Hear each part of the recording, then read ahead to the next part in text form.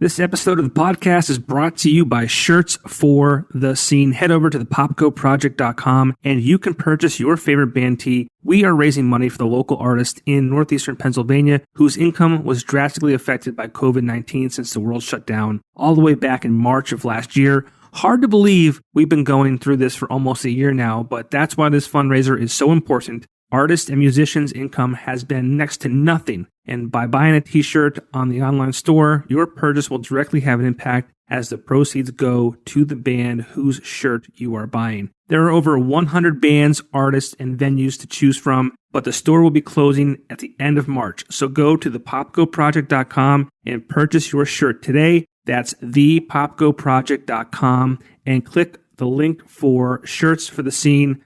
And Shirts for the Scene is made possible by Axelrad Screen Printing in Wilkes-Barre, Pennsylvania. Visit them online at axelradarmy.com. My guest today was the graphic designer at The Weekender from 2004 to 2006. For those of you who don't know, The Weekender back in the day was the Bible when it came to arts and entertainment in Northeastern Pennsylvania. He served as much more than just a graphic designer, though. He was a sounding board for many of us in the office, and to me, he felt like an older brother. From office shenanigans to St. Patrick's Day parties, we cover his time at The Weekender and what he's up to today. I know for a fact that I was devastated when he told me he was leaving The Weekender, and this is the first time we've talked for more than 5 minutes in the last 15 years. Welcome to the show, Damion Pick.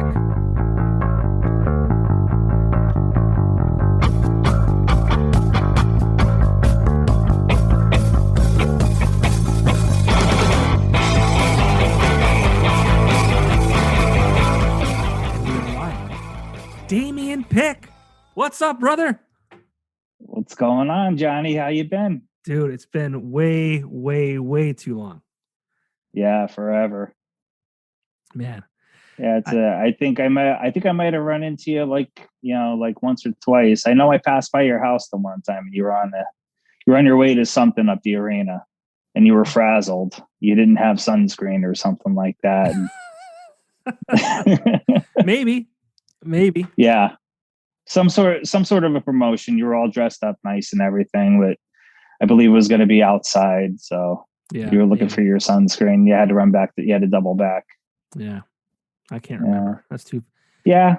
That was because I lived next to you for, well, not next to you, but close enough to say we can be called neighbors. Yeah. Right up the road. Yeah. For 2-minute walk. 6 years. And I saw you maybe driving once or twice. That's it. Yeah. I was going past your house on my 9-bot that day that I saw you. I was on my way to Nucleus. I was going to get like a juice or something like that. And I was on my 9-bot. I was passing by. Yeah. Yeah. So what's up, man? It's been, like I said, it's been far too long since we've actually had a conversation like we're going to have tonight. And Damion Pick was the graphic designer at The Weekender. This is one of the Weekender Files series that I've been doing. I want to say like 2 years. 2 years, yep. Yeah, like 04 to 06. 04 to 06. I started at the Times Leader. 2003, not sure the month, but then the job opened up at the opportunity for the job opened up at The Weekender, and I believe it was July 04. Yeah, because I was an intern from, I want to say, I don't know, did you start at The Weekender when I was an intern? Yeah, you must have. I believe so. But I don't remember. I believe so. Yeah. Do I? No, I must have run into you because I remember I was an intern in 04 that summer, and then I remember I want to say October or November-ish of that same year, I ran into you in the parking lot of one of the hospitals. Yeah, because you were having a baby. Yep. Not you, your wife. Yeah. So I definitely would have been the end. Yeah. It would have been the beginning of October. Yeah. I got the call. I was actually at the Weekender, and I was in the office and I got the call. So, I mean, like we knew each other enough to have like that interaction because you were like running this way and I was running this way at that time. Yeah, you want to talk about being frazzled. I remember I saw you and you looked like you didn't know where you were going. Yeah, oh yeah. That's oh funny. yeah. That's funny. So yeah, so you were so you started at the Times Leader. I didn't know that actually. Yeah, I was in the classified automotive ad section. I was there for a year, working with Mikey G over there. Mikey G. Yep. Now, before we get too far into this, are you having a beer? Yes, I am. Of something. We have to have a drink. It's the Weekender Files. Okay. And we spend a lot of time having beers and stuff like that during the Weekender. So here, cheers. Couple of them. Cheers. Yeah. So the job opens up at the Weekender. Was that a place you wanted to be, like you aspired to be, like, or it was it terrible in the classified section? You had to get out of there. I definitely wanted to be over there. You know, I'd see some of the ad reps coming in and out, and you know, once that opened, you know, someone over there said like you'd be a perfect fit over there. So that got me a little pumped up about it. And then I had to put together a little bit of a, you know, like a full page spread for like, you know, like a deck series or something like that. So that was part of it. I think I was like one of 5 people that actually put in for it, and then I ended up getting the job. Cool. Yeah. And I started a year later, and well, I guess, yeah, a year later. And for me, you were like a big brother for me, man. You were, yeah, you know, you were like an adult though. Like you were like a serious, like you were married, you had a kid. At that point, you had a kid. Mm-hmm. So yeah, you were like my older brother, which was awesome for me. I don't know if you knew that or not, but yeah, that's how and my funny big brother. Oh, it was great. It was great. I mean, yeah. The times we had in the cubicles, you know, I look fondly back on all that stuff. You know, you only get one go around with a job like that. You know, like it was definitely a special place and a special time. Yeah, so you're there for 2 years. I mean, like, what do you think you brought to the Weekender outside of, you know, the design capabilities, like, and your personality? Because you're definitely you're I assume you probably still are like a bit of a goof, and I mean that in the best way. Like, not like, you know, absolutely, you're a loser goof. Like you're just like you're fun to hang out with. Yeah. I think I brought that. I think I you know, elevated the mood a little bit. I was kind of like a confessional over in my cubicle. You know, like the ad reps would come in and, you know, just unload on me pretty much. Like, oh, you know, I had to deal with this guy, I had to deal with this ad, and, you know, like it was. I think I was kind of that for a lot of people there, because, like, you know, with the ad reps, they were in and out all the time. You know, same with you. You were on the road. You were, you know, dealing with the interns and stuff like that. But I was kind of like me and, you know, like whatever editor was there at the time, or, you know, staff writer, like we were kind of like right there. And I'd always have the music going, you know, and everyone would just kind of come over, you know, sit on the desk and unload on me, kind of, you know. Yeah, they did sit on your desk. I was just I was like that ear, you know. Yeah, and you were very good at it too. Yeah. And you painted that big Weekender wall for us. Like, well, we helped paint it, but you like mapped it all out, which I still to this day have no clue how you did it. But for those of you listening or watching, we had a huge wall on one of the sides of the rooms, and Damion, I don't know how you did it, but the Weekender logo like went sideways, like from the bottom left corner to the top right of the wall. And that was such a cool piece of that room, which unfortunately is gone now. I don't know if you heard that. Yeah, I heard that. That's a shame. Yeah, we put in some time to that. You know, that was like was like a big week. That was like a weekend deal, you know. I believe Tiffany mentioned that, you know, like Alan left on a Friday and came back on a Monday, and it was like, okay, this is here now, you know. Did it stealth. That happened a lot, though. Well, yeah, this is here now. Yeah. I guess this is here now. Yep. One of my favorite stories with you. Moving. What's that? Oh, I was going to say, just like, you know, like moving cubicles around, like, just, you know, like something brand new. I believe like when Christina was there, she had that big cubicle over in the corner over by where Christie's office would be. Right. And did you start over there? No, I started right next to you. Cubicle? No, I started next to you. I forget why or how. Or did you start down from me, and then I believe somebody moved out, and then you moved right next to me. And then Tiffany moved into your old one because we were kind of away from everybody at that point. I don't remember now. Now that you say it, I felt like I was next to you the entire time, but maybe I wasn't.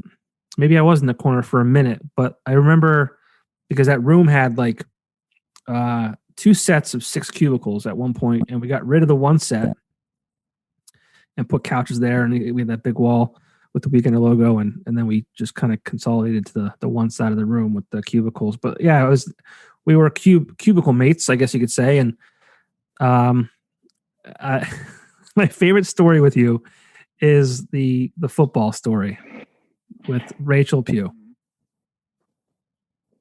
So we had this like blue football, and it was like a rubber football, but it was hollow in the inside. And Damion and I would something that they would throw out at like football games. Yeah, exactly.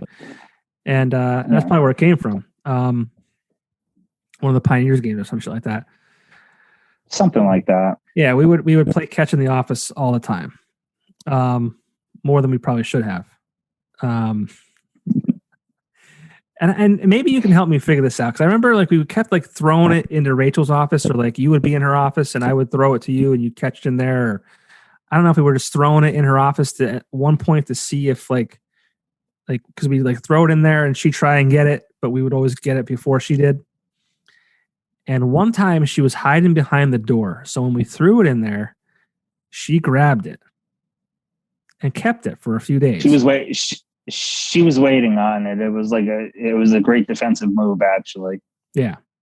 Like that came flying in, and then she just batted it out, and then like panic struck, because the entire time she was saying, if I get my hands on that, you think I'm kidding? I'm going to cut it up. I'm going to cut it up into pieces. Well, she knocks it down, and then like fumble, like just dives on top of it. We dove on her trying to get it, you know, wrestled her as much as you could wrestle a manager at that time. And a female, you know. And then she's like, yeah, you'll see. Came in the next day. And it was on your chair. It was in pieces on my chair. Yeah. Yeah. But I didn't think she would do it. I know, but it didn't end there. And that's where the best part of the story comes in. Damion, again, I don't know how you did it. I have no idea how you did it. This thing was probably cut up in between 50 and 100 pieces. Small pieces too. I don't know how you did it, but Damion, you glued it back together. All but one piece. Yep. Yeah. And the best because part I couldn't find it. Yeah. And the best part was, I don't know how you did it. Like, because like you had to, it was contoured. It was a football. It was curved and everything. Like, yeah. I don't know how you did it, but the best was when, she thought she won. She thought like it's over. And I don't know if like you went in her office and I threw it to you or vice versa. But I remember throwing it, or I remember seeing her face, but like, I think it was you. You caught it and you're like, oh, what's this? And she would just like, how the fuck is this happening? Yeah. She's like, you're a psychopath. You're just a psychopath. Yeah, you can't stop our Yeah, flow. she underestimated my love for puzzles and a punchline. Laugh. I that was one of my favorite memories of you. Yeah. And we'd also like just toss every. It wasn't that stuff wasn't Tuesday, because Tuesday you were like hardcore like, busy. Maybe Mondays, maybe Wednesdays it was, but Tuesdays it was. I don't believe it was Monday. I don't believe it was Monday or Tuesday. Maybe Wednesday. But it was like a great. It was like a stress. It was like a stress ball, pretty much. Like Wednesday, Thursday, Friday, a little bit of downtime. Start firing from corner to corner. That was a fun job, and I always say, and I think this is what kind of led to what you having to move on with your life. I always say that's not a place for someone who is, A, has a boyfriend or girlfriend, B, married, and C, definitely not someone who has kids, because there was a lot required of us. And when I say required, that's the wrong word, but like, we didn't, just work 9 to 5 together. We would do a lot of after work activities, a lot more of like the sales reps and myself. I mean, because obviously you had a child at home and a wife, and at that point, like a newborn, maybe a year old, whatever it was. But, so it was hard for you to really come out, but, it was not really a place to work at when you're, at that age, I guess you could say. Absolutely. I was married in we've been married we were married in 2001. So, and I was doing construction at the time. I was working on the road, and for the first year of my marriage, I was on the road. We just we were seeing each other on the weekends. So, that's when we decided it was time to figure something else out. That's when I went back to school and then got the job at the Times Leader, and then went to a job where like, it's time to start settling down. But I mean, we had to do what we had to do there, with our nights out and stuff, and everyone was kind of present there. But like you said, I'd have to rein it in a little bit because of being married and having the kid at the time. You had responsibilities. That was so long ago. You had responsibilities, and responsibilities. No one's knocking you for that, but it was but when you went out, I mean, you did it. Like, yeah. I mean, the parade. I remember the parade in 2005. I guess it was. We went up in a limo, and I don't remember if you came back with us in the limo or not. I remember I believe I was with we went up in a limo. We went up with Polly. Polly was with us going up, right? I don't remember, dude. I don't remember. I mean, it's getting real foggy. Yeah. So Polly started with us. We all parked our cars over at the office, and we went up in the limo, and he started with the Hennessy shots right off the bat. And then we went up to, always. And then we went up, we did, kegs and eggs somewhere at one of the accounts. I'm pretty sure it was. I want to say Finn McCool's. That's the way we started the day.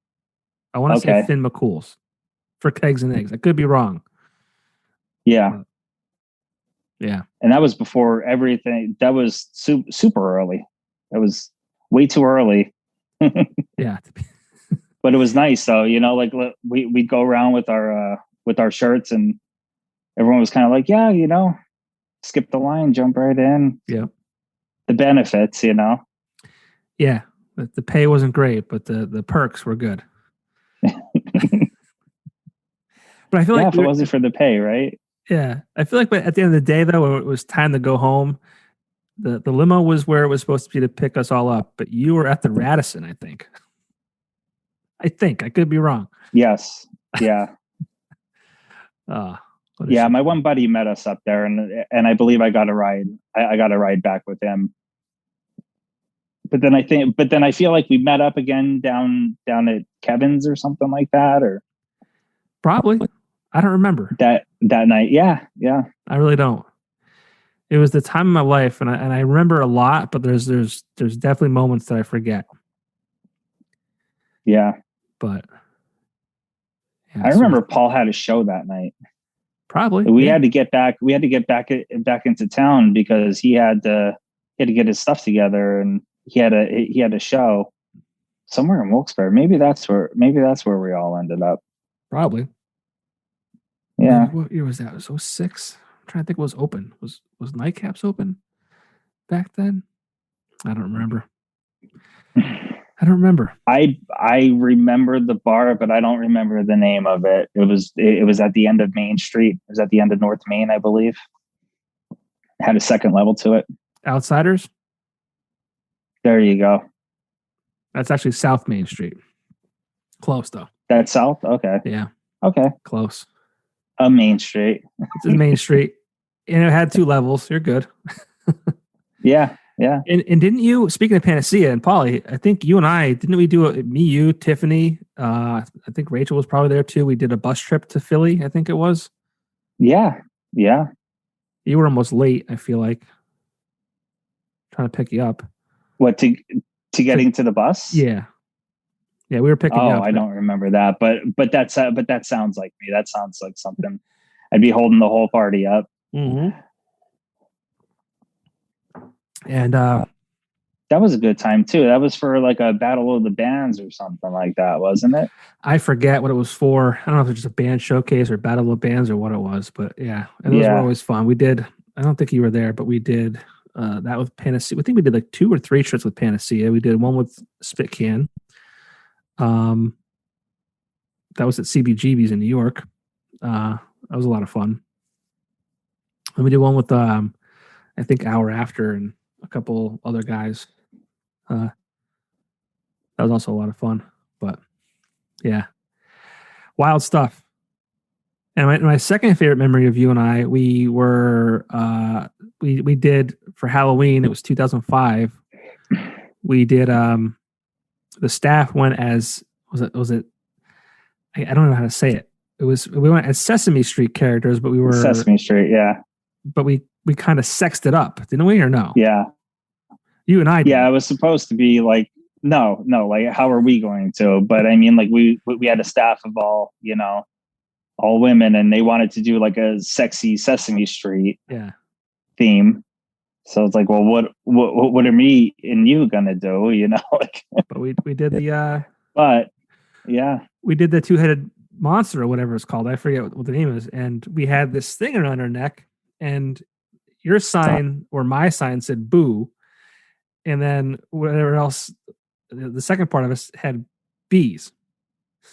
So we were sounding out the out the words. Yeah, boobies. Yeah. We were supposed to have a bunch of them, but I think we just kind of stuck with boobies. Yeah, I mean that's yeah, kept it easy. Yeah. Oh man. And I believe Katie went as like Oscar the Grouch. She was wearing a trash can that her dad cut up for her or something like that.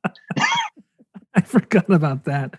That was a lot of fun, man, dude. I mean, I had the time of my life at that newspaper, and I feel like that's like the common theme with everyone who worked there up until a certain year. I want to probably say like 2011, 2012, when the world changed and the media consumption changes and ownership changed and all that kind of stuff. But I mean, late 90s, early 2000s, even the mid 2000s was like just it was wild.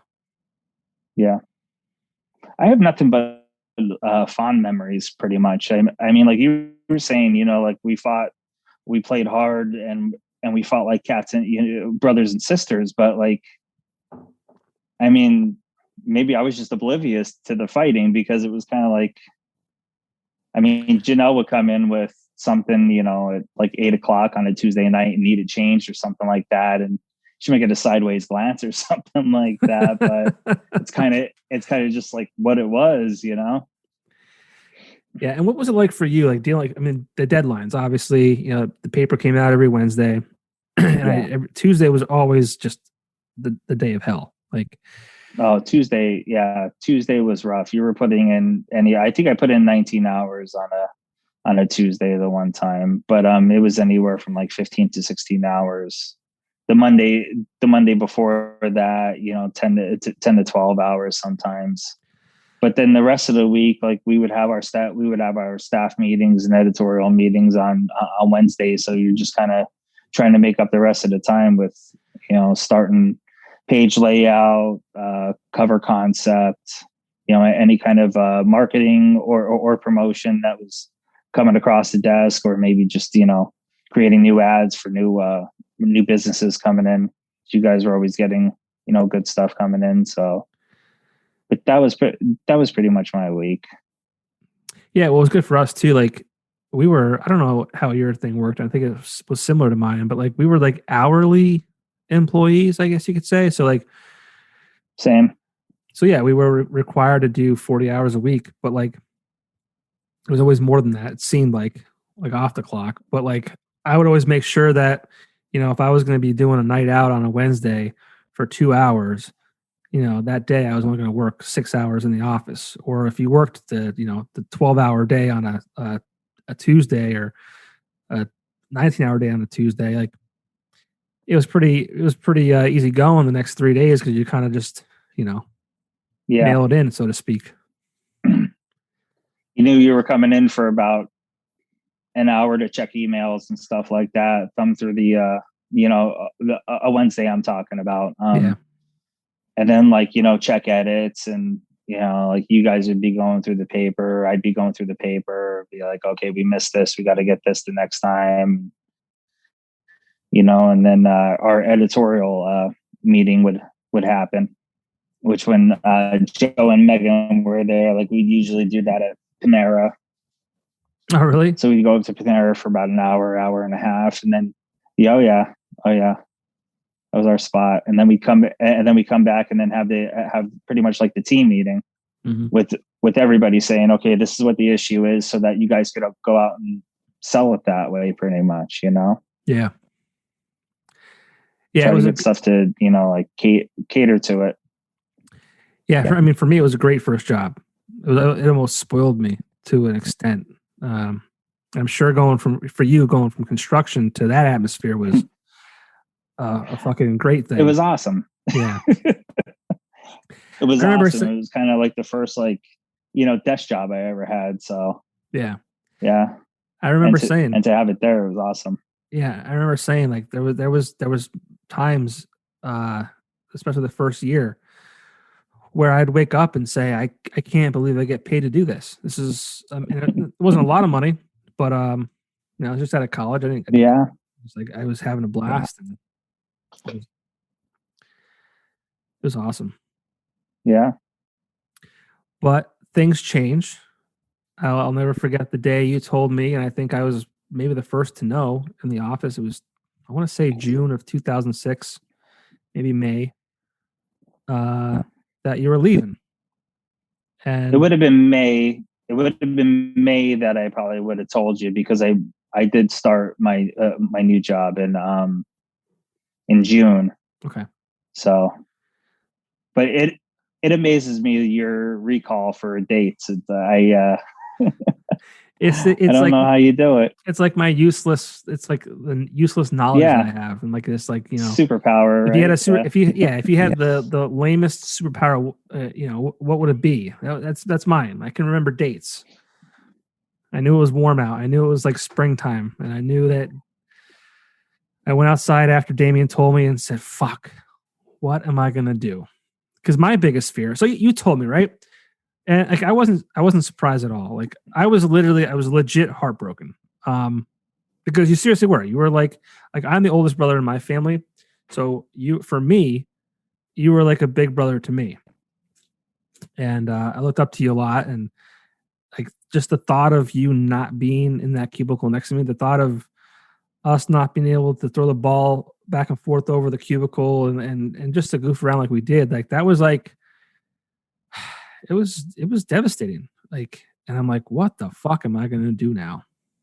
But like, I got it, man. Like, you had a great opportunity, and I think you're still there to this day. We'll talk about that. But like, I remember you telling me, I think I was the first to know that you were leaving, and you told me, and I didn't say a word to anybody. That's also one of my things. I don't, when people tell me secrets, it's safe with me. But you got an opportunity to work for, and I hope I don't get this wrong, but Procter and Gamble. Yeah, correct. Cool. And I got it. I mean, again, you're married, you had a kid, and you kind of needed that a better. I'm assuming you probably made more money, and you had more opportunity for growth and advancement, and yada yada yada. So it was like, for me, it's like, yeah, I get it, but like, god damn it, what the hell am I gonna do? But talk a little bit about that. I mean, I feel like we didn't really talk about that. We you said you were leaving, where you were going, and before I knew it, you were on your way, and we really haven't talked since then. That was a long time ago. It was tough. It was tough at the time. Like you said, we were like brothers and sisters there. It was like leaving a family almost.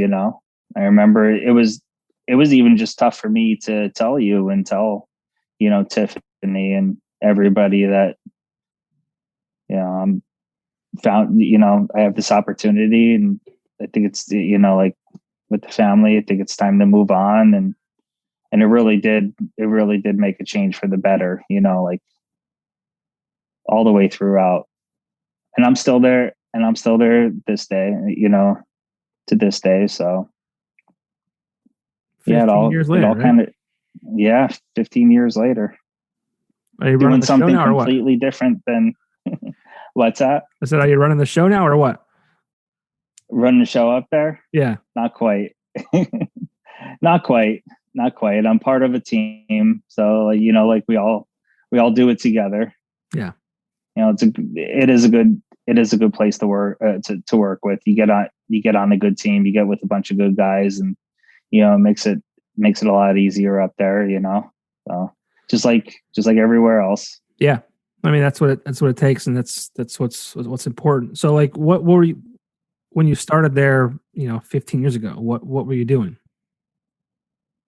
Pretty much what I'm doing, today. So working on I work in the baby care organization, and manage the process of a machine that makes diapers, pretty much. Like I said, something completely different than than when we were at the Weekender. And I mean, I'm assuming you sought that job out or applied for it or whatever the case may be when you did. Again, it was completely different than what you were doing at the Weekender, but obviously you saw it as, a form of, a future and stability and,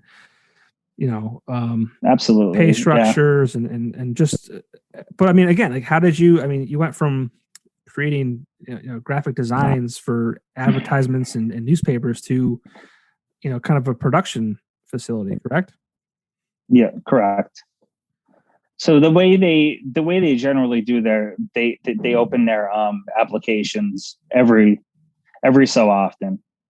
So at the time, my cousin was working up there, and he told us that you have an opportunity to come up here, and we knew through him like how good of an opportunity it was to make the move. So we just put everything in motion, and kind of saw the way that went. There was an online part, and then had an interview, and that went very well. So, I mean, did you have like a background for that, or did you just like, hey, I'm a smart guy, I'm a hard worker? I'll no, but nobody has a background in what I'm doing right now. Everyone kind of comes in brand new, and you learn on the job, and you hope you get with a bunch of good guys that'll want to teach you everything and show you, so. Yeah. So yeah, no, I mean, nobody has anything that's going to lead into that job beforehand. Yeah. That's cool. And I mean, obviously it was the right move. You're still there today, and obviously you're doing well. So Absolutely. Congratulations. And it was yeah. like I said, it was awful for me to see it go, but obviously I'm happy for you, and I'm glad you're still there. And because I knew when you were talking about it, like you had a vision for what that future could be, and obviously you're still on track. So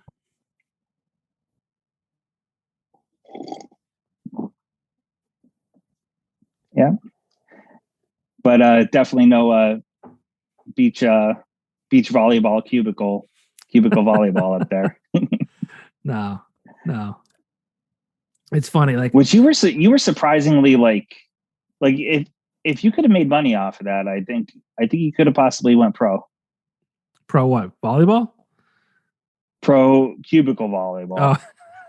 Not pro volleyball. Pro. Volleyball. That's what I meant. Yeah, of course. I forget how it even worked out. I guess we just kind of batted it back and forth, right? Just organic, just happened to where just batting it back and forth, and then eventually we came up with roles. And oh man, what a great time! It's funny because like I never, it was a different world when you were there and when I started compared to when I left, and I never thought that I'd have like that kind of like atmosphere or that vibe or whatever you want to call it again in my life. And I left in 2013, and just recently I started with the company Axelrad screen printing, and I kind of got that back again. I mean, from a standpoint, like, even like for lunches, we all like, it's killing my wallet, but we all like get lunch together. We all like, it's like 10:30, where it's like 10:30 and the text goes around saying, yo, where's lunch today? Like, what are we doing? Where are we going? But I believe when I was at the Weekender, I probably ate my paycheck while I was there. Yeah. Like I said, I was always just in the cubicle. I'd get a message being like, where are we going for lunch today? And it'd be, La Tolteca or if Katie had her choices, probably like Red Robin or something like that. Yeah. Never a cheap lunch. Never.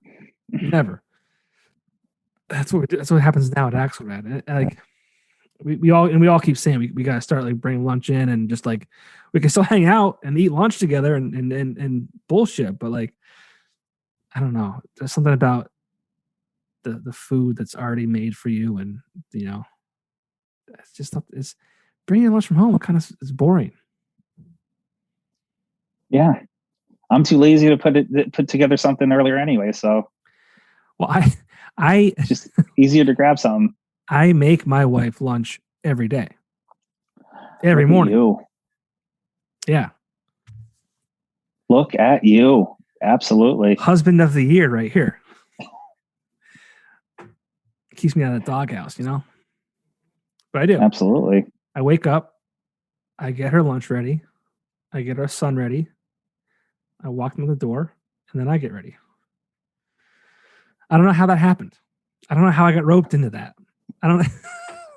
I mean, when I started doing that, I didn't have to work for it anymore. Like I didn't have to start. Are you paying something back or something? I don't know. Did you do something in the past? It's like I have no idea how that even started. Yeah. I really don't even know how it started. Now that I think about it, I have no idea how it started. She's probably very quiet about it too. It's like, I don't want to, like disturb this too much, and just kind of not mention it. Just let it keep going. Like she's got a good thing going on there. There are days that she's like, oh, this is for lunch.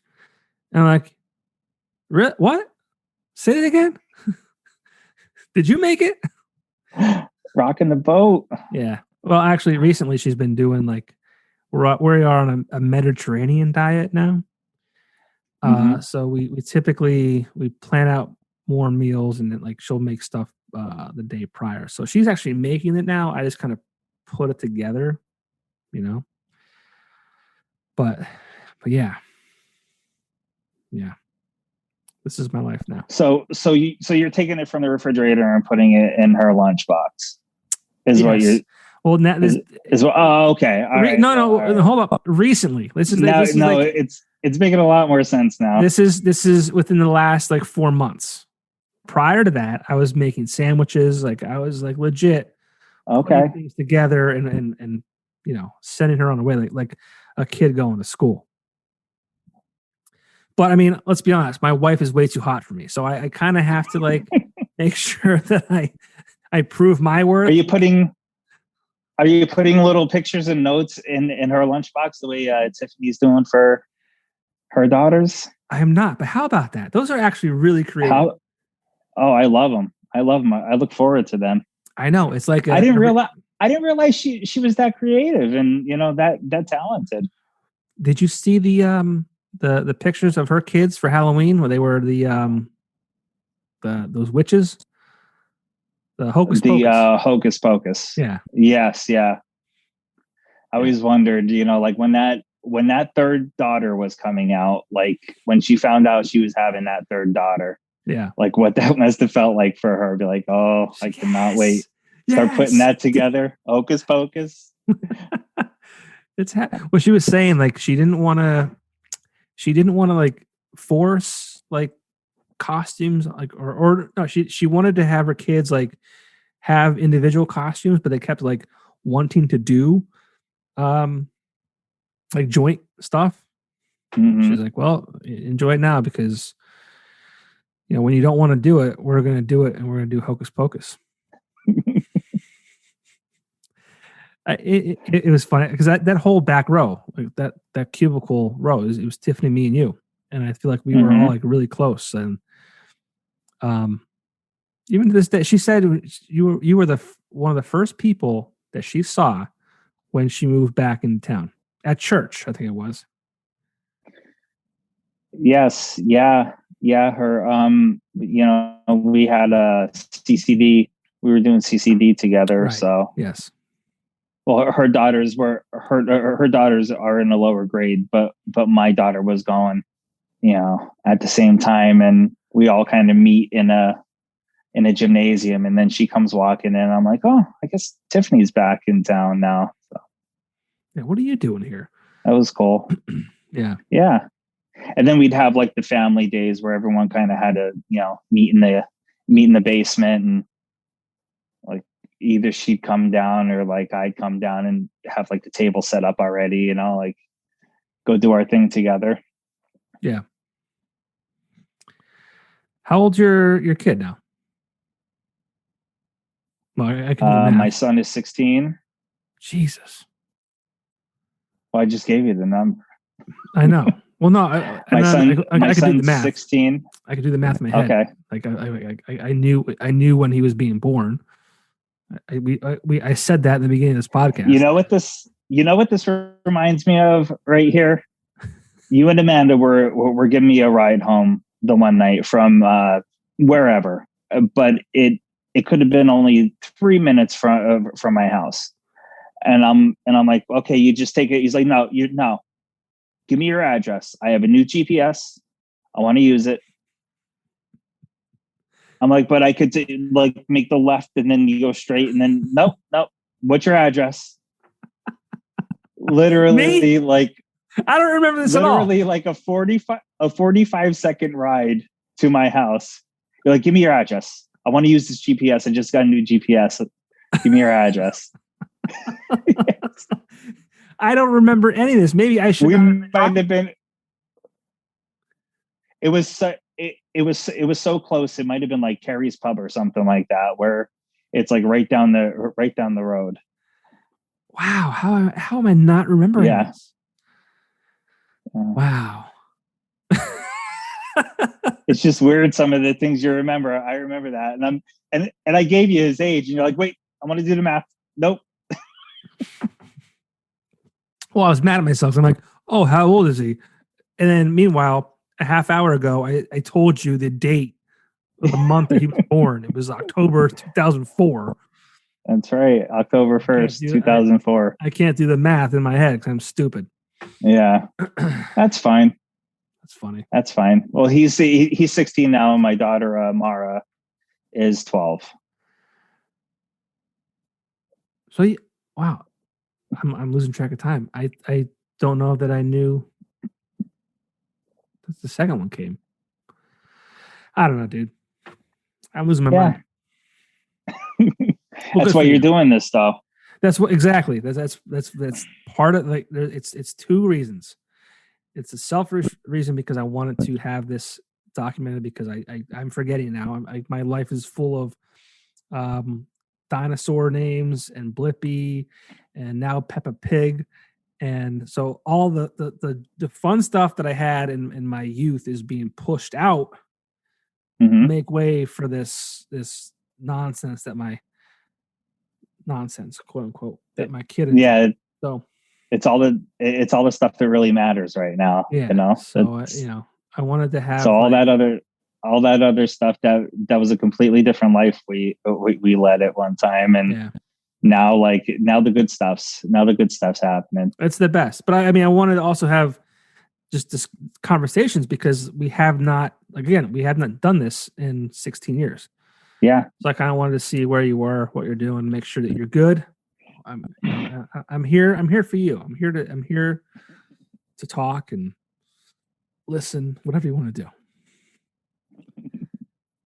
Actually, Christy Greer credits Murphy as being the first weekender baby. So I think I was the first person that actually had a baby while working at the Weekender. Oh, see, I took that as like you guys conceived at Murphy's. I don't know. I mean, take it for Murphy's. I mean, that's what you said. Weekender baby. That mean that's where it happened. No, definitely. Definitely not there. How could that happen? She didn't have a badge to swipe to get into the building. How would that even happen? Who? My wife. What are you talking about? I'm talking about conceiving at Murphy's. Oh, okay. I thought you meant conceiving at the Weekender. Oh, no. Since he was the first Weekender baby. My son's name is Murphy. My son's name is Murphy. There's a bar in Sawyersville called Murphy's. I know there is. Yeah. Yeah. All right. Okay. We're back on track. Okay. All right. Okay. So, hit record now. All right. But you could have let her in. Wasn't hard to get in. You just walk down the steps, open the door. I'm not a rule breaker like that. I mean, I was in that building after hours, not doing anything wrong. But like, I remember me and T. Stein were hanging out there with Paulie before we went. We were doing a story. We're doing a all access. We did Panacea all access and you may still have been there, maybe not, but at Corkscrews in Dunmore. We started a column called All Access where we would travel with the bands. Yeah. And I thought that was 2006. It started, right? Yeah. I was there at the time. I remember Rachel did one with Spitcan, I believe. Yeah. Yes. And for those of you listening, I have an interview with Nick Duvall from Spitcan. If you want to go back in the archives and listen to that one. Oh, nice. She also did one of Scott Van Fossen and Fighting Zero. Conveniently. Is that right? Look at her. She'll probably kill me for that one. Are you going to be talking to her?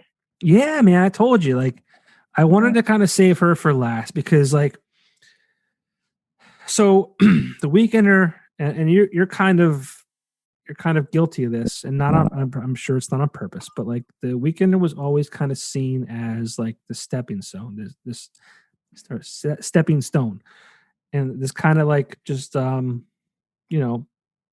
of the journey, or whatever you want to call it, like a holding pattern before they actually like started their lives for real, like got a real job and did real things.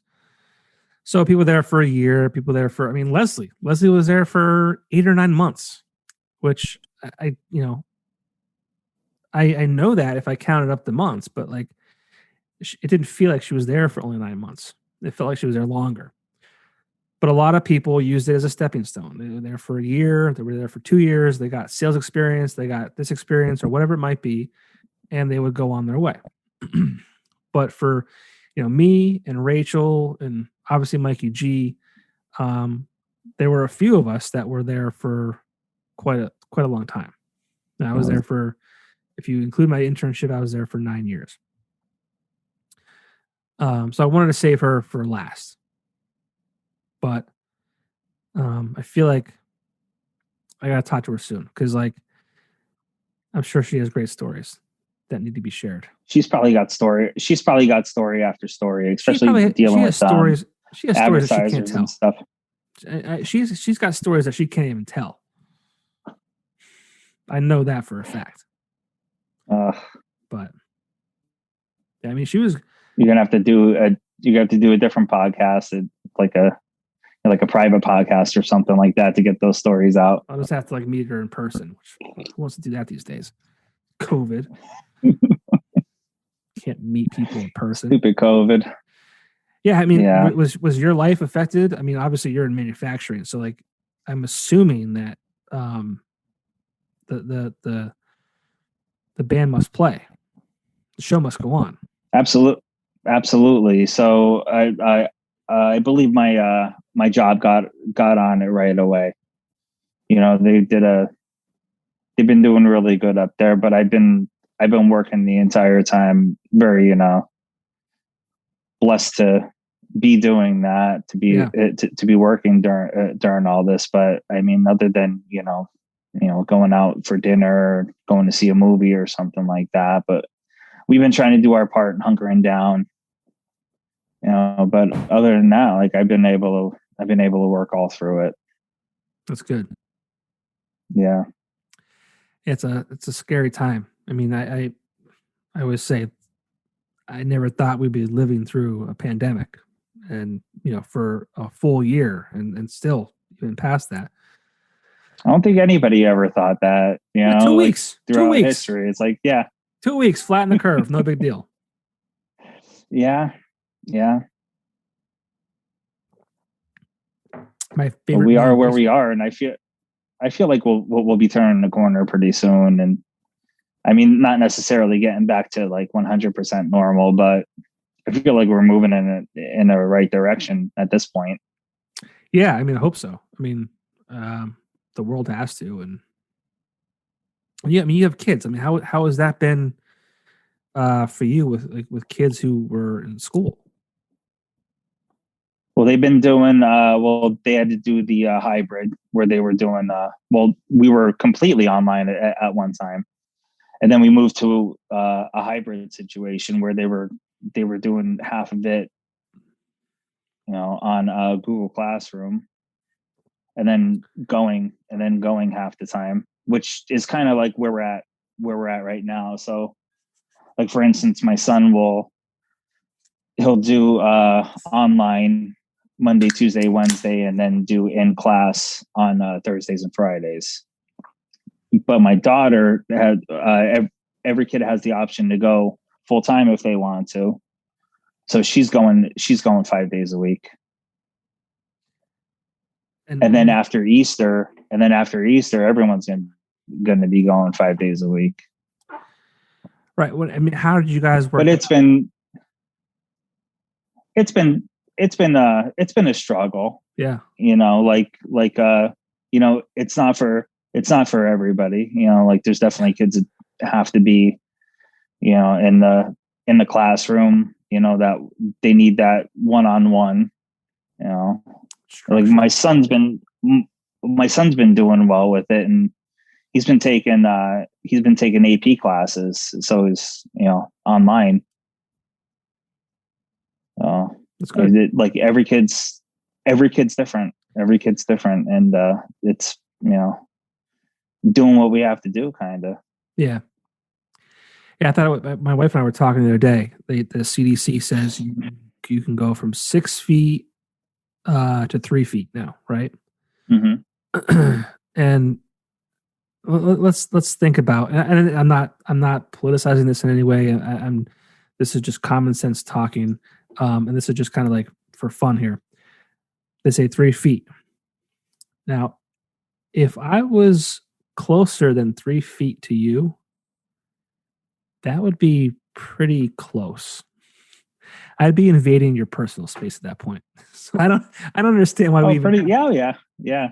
I mean, like you have this 3 foot like circumference around you, like this bubble. This line that you don't cross. So it's just kind of interesting how. You're basically saying like no one should ever be 3 feet from another person. Yeah, you should never be closer than that. Yeah, ever. You have like your little hula hoop. Yeah, exactly. Kinda. Exactly.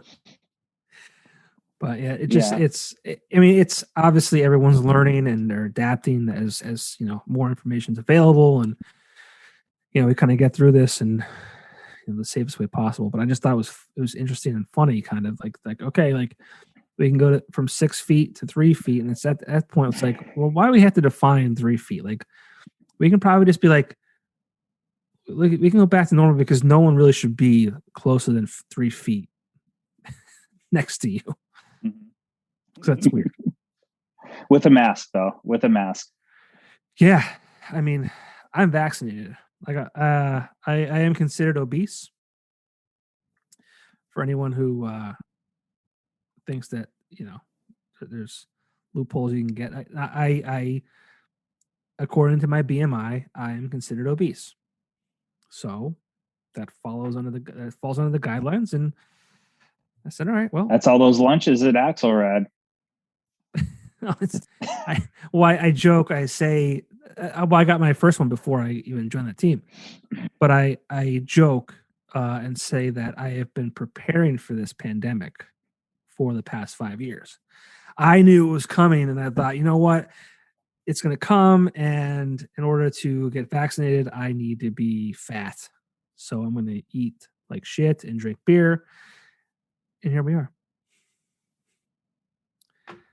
I'm obese. You were shredded down at one time, weren't you? Weren't you doing like boxing or something like that? It's really funny you should mention that, Damion. Yes, I was in the best shape of my life in 2013. And maybe things happen for a reason, and I'll tell you why. So that was 8 years ago. Got in the best shape of my life.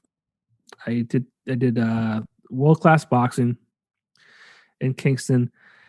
And it wasn't just like boxing. I didn't go and get my face punched in. I went, we did boxing routines on the heavy bags, and we also did like cardio. We also did some light weight stuff as well.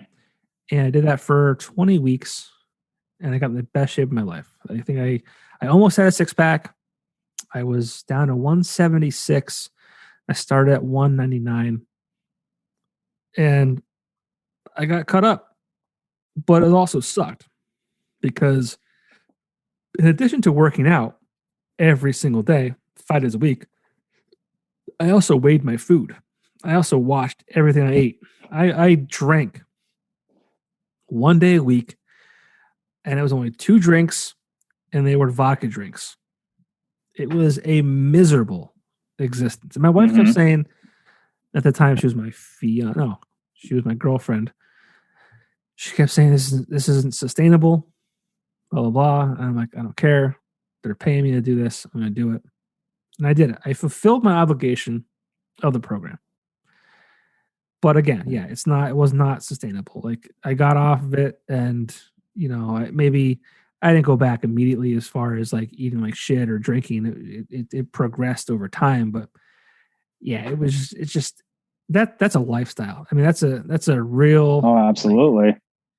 But I mean, what's funny because just today's Wednesday, we're recording this on a Wednesday. Monday of this week, my trainer and owner of World Class Boxing, Sean Diggs, calls Axelrad Screen Printing. I see it on the caller ID. I see it say Sean Diggs. I answer it. I said, Axelrad, this is John. He's like, hey, I'm looking for shirts and blah, blah, blah. And he's like, I have a gym. And I said, oh, what gym do you have? He says, World Class Boxing in Kingston. And I said, yeah, we're not going to print for that trash gym. We're not going to do that. And he just like got quiet. And he goes, oh, really? And like, so here's me. He was probably trying to figure a way to reach through the phone to pull you through it at that point. So he had no idea it was me, right? And I had to feel him out to find out. I'm like, this has to be him. There's no other Sean Diggs in the Valley. But so that's why I asked what gym it was. And but then I'm like, shit, like if he doesn't know it's me, because he just kind of went silent. He goes, oh yeah, really? And I'm like, I don't want him to hang up on me because I don't have a way to get a hold of him. I have a cell phone, but I didn't know if it was the same number. So I had to like give up the whole prank early. And he's like, oh really? I'm like, yeah. I said, dude, it's Popko. He's like, holy shit, I had no idea you were there. What's going on? Blah blah blah. So like we're gonna do shirts for him. And I'm like, maybe I should get back into that. So it's just funny that you brought that up and that happened. Yeah, that's like a whole lifestyle change, like you're saying with like weighing out your food and stuff. It's not for the lighthearted. It's fucking miserable. It's an absolute miserable thing. Like, so I don't know how food is for you. Food for me, and I think maybe because of my lifestyle for the past, I don't know how many years, but like lunch for me has been like my only place of silence, so to speak. When I was working in radio, like they gave you an hour lunch, which I'm like, that's stupid. I don't want an hour lunch, but they made you work from 8:30 to 5:30. So I'm like, if you're going to give me an hour lunch and I can't leave a half hour early if I take a half hour lunch, then I'm going to take an hour lunch. So I'd sit there and I would go for lunch and I would enjoy my food. So it was one of those things where like, it's like, it was at the time my only hour of the day that was like for me. There was no job, no work, no wife, no kid, no nothing. It was just me and my food. But yeah. So maybe I've developed some kind of like unhealthy relationship with food. I believe I'm there too. It's just so good. Like sometimes you just can't drive past Burger King without grabbing a cheeseburger. It's quick, one it's of those easy. things. It's not like yeah. You make that food before, like the day before. It's like you heat it up. It's not the fucking same. It's garbage. Yeah, you can taste it. The best I ever did was I tried to do like a pescatarian. Okay. So, I'm only eating pretty much like vegetables and fish, and you can't necessarily like just pick up fish anywhere. It's right. Kind of keeps you away from those places. Mediterranean's like that, though, I believe. Yeah, and that's what we've been on, and it's a lot of fish, a lot of white meat. So you can do pork, you can do chicken, but it's like, primarily fish and a lot of the same seasonings, olives. I mean, it's good. I mean, the food's good. I mean, I'll give it that, but it's just like, it's not Burger King. And I did a review for McDonald's and their new crispy chicken sandwich. It was good, right? I'll tell you what, it worked, man. You sent me right out there to grab one. Oh, yes. Yeah. All right. So I had a bunch of people go. Congratulations, because I'm sure that was the whole idea. Yeah, exactly. I had a bunch of. I had Joe Cavison called me out on social media, said like, oh, I have to give it a number, blah blah blah. So that was a lot of fun. We had fun with it. But like, so then I had people come at me and say like, dude, like, you're wrong. You gotta try Popeyes. And I've been like it was number 8 for a long time. I think it might be number 10 now. This is not doing well for me. Speaking about this, at Wendy's, I was the Asiago spicy chicken sandwich at Wendy's. I love that sandwich. It was hands down for me the best sandwich that I've had. Then I had Chick-fil-A. Also very good. Then I had the one from McDonald's. Very good also. But they're like, oh, you got to try Popeyes. So I'm like, how much better could it possibly be? So I go, holy shit, dude. Right? Have you had a spicy chicken sandwich from Popeyes? Absolutely. Holy shit, dude. That was the best sandwich I've ever had. Yeah. I'll tell McDonald's. Yeah, you got to do the review with all 3 of them or all 4 of them. You know, take a bite out of this one, take a bite out of that one. I should. Like, I was wondering, did you try that Popeyes yet? When you did that before McDonald's? When you did the McDonald's? No, I had not. I had no idea. I didn't. I'm probably going to Popeyes tomorrow now.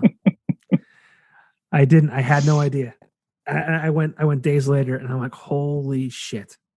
Now, thankfully, the local ownership of McDonald's probably won't watch this or listen to it. But my love for McDonald's does not change. I said in my review that, especially that location I went to was the one on the San Sui Parkway in Hanover. My grandmother and I used to go there after church on Sundays.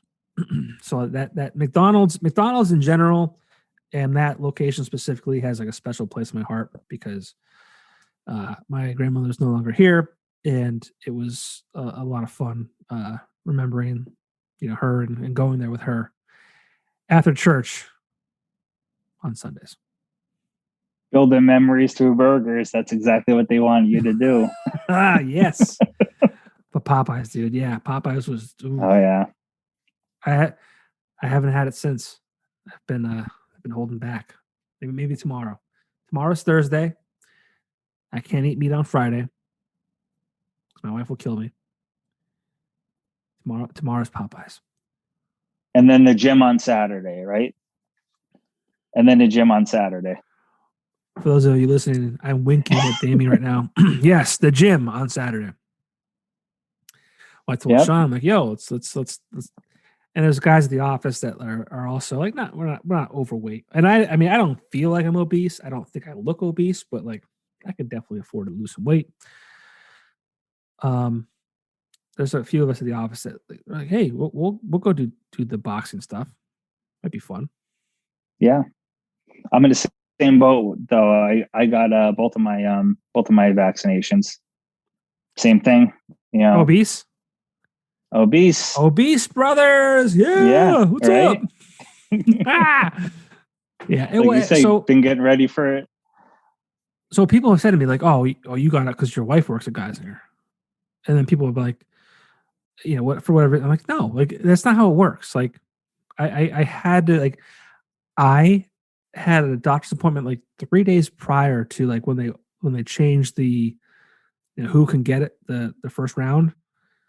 And my wife is a pharmacist. She believes in vaccines and medicine and science. And I remember I said to her after my appointment that I'm like, oh yeah, well yeah, everything went great. My blood pressure is great. Everything's good. But I am, by the way, obese. So I hope you enjoy being with an obese man. And I guess that stuck with her like a week later because she said, wait, what was your BMI again? And I said what it was. And she's like, okay, well, you qualify for the vaccine. And I'm like, whoa, hold on. Why do I qualify? She's because I'm fat. And she's like, well, yeah. And I said, oh, great. Okay, well, sign me up. But yeah, it's pretty wild. Yeah, my buddy told me he got the first round of the vaccine. I said, did you tell him you were fat? Because that's what I said. I was fat. So yeah. I mean, we're all fat. I mean, obese is a little disturbing. I mean, I don't think you're obese. I mean, that beard is pretty sweet. Absolutely. Yeah. Oh, thanks, brother. That beard is pretty sweet. Right back at you. No, mine's not Right that back sweet. at you. Mine's that's a solid beard you got there. Yeah, I just got it taken care of yesterday. It looks like it. At Loyalty. Oh yeah, in Scranton. Loyalty up in Scranton. Yeah. Who do you go to? Kirsten. Oh, okay. Kirsten. Is it Kirsten or Kristen? Oh, this is only my second time with her. I feel bad now. It might be Kristen. She won't be mad at you. It might be Kristen. Oh, okay. Kristen. Yeah. Until I go back and then she cuts it half of it off. Yeah, she might. I'm going to tell her. What's my name? What's my name? Yeah, she's cool. She used to be a bartender, and she might still be at the V Spot. And she started working there maybe like 2 years ago. I'm trying to find her now. It could be Kirsten. I think it's Kristen, but whatever. But I told her I had the podcast with you. She's like, "Oh, we love Johnny." She said we bought the t-shirts, Popko Project, and really, yeah, she had nothing but she had nothing but good things to say. Nothing but good things. Where's yours at? My shirt? Yeah, where's yours? Oh, I believe it's on its way. The check's in the mail. Check's in the mail. The check's in the mail. Oh fuck, that's funny. So what else is new? I mean, like you got your career, your wife, kids. I mean, what's on the horizon for Damion Pick? Just waiting for all this stuff to get over with so we could get back to normal. And right before COVID hit in November, the family did a trip to Italy, which is absolutely amazing. You know, we talk about it to this day, just, you know, wanting to go back. Funny thing is that Italy was never on our radar, and, you know, now it's kind of like got a little spot in our heart, and that's where everything kind of broke out in December. And, you know. All right. So in 2019, you went to Italy? 2019. Okay. And then that kind of 2019 went to Italy, and then everything started happening in December. Yeah. You know, working its way everywhere pretty much. But yeah, Italy was it cool there? Italy was unbelievable. Yeah. Definitely see us going back. Yeah. I'm not the world traveler. I wish I was more, especially when I was younger. I mean, there's still time once hopefully things get back to normal. But that sounds. I mean, I've heard great things, obviously, in Italy, Ireland, that's awesome. Yeah, Ireland's on our radar too. So I mean, it's always been. I actually thought I'd probably go to Ireland before we went to Italy, but a deal popped up and we just couldn't pass it up in November. It's kind of like the off season. See, I'm kind of like a beach guy. I mean, I had the body for it, so I'm like, why should I deprive people of this body by like not going to a beach? So I'm a big beach guy, right? I have super tan skin. My body the physique is phenomenal. Absolutely. Yeah. I mean, you know, so that's why I hit the beach. I mean, I can't. Well, I mean, you could always go. There's a lot of like fine art in Italy. You could always go and, you know, possibly model for somebody. I'm sure. They'd probably pick you right off the street. You know. Yeah, you're right. Yeah. But all seriousness, but when we go on vacation, when we used to, even before our child, because like we tried to do a lot with him, but it's a lot of family stuff. It's a lot of like, you know, just the normal family stuff, right? But before that, you know, we didn't do much outside. The biggest trips were like Bahamas and shit like that, just because we like the beach. But yeah, I feel like I feel like, Italy and that stuff is just like kind of a little scary for me. At this stage of the game, yeah, this isn't something that we would have probably done. Well, no, I'm saying Well, like, your son, pre-COVID, how old is your son? He's just 3. Oh, yeah, but your son's 3 years old. Mm-hmm. Yeah, but I'm saying even before my son, before COVID, that would be quite. Oh, even before all that, you wouldn't even. It just wasn't on my radar. Like I feel like it just like intimidating. Yeah, I wouldn't know. Like I said, it wasn't on ours either. But but this deal popped up, and we flew into Milan. From Milan, it's a 3-hour drive to where we were staying in Montecatini, which is like the Tuscany area. And just every day, just visiting, someplace new. Like got to see the Colosseum. Got to see the statue of David. Just just kind of trolling around there.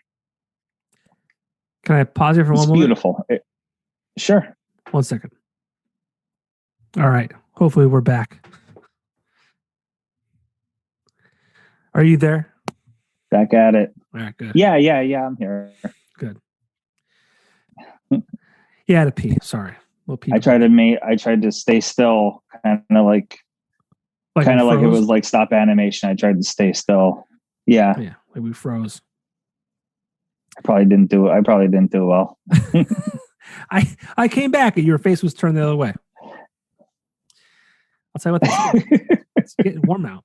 Thankfully, I came home today and no heat. The furnace would not turn on.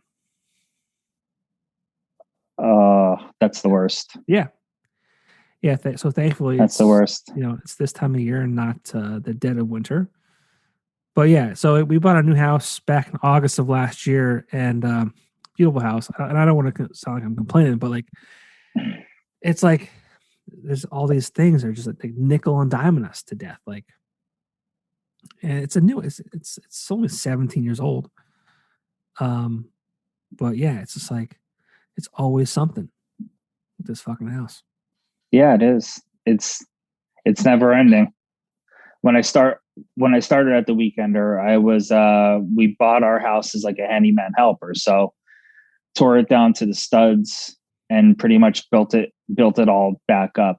And it's always been, just one more thing here, one more thing there. Like we finished our basement a couple of years ago.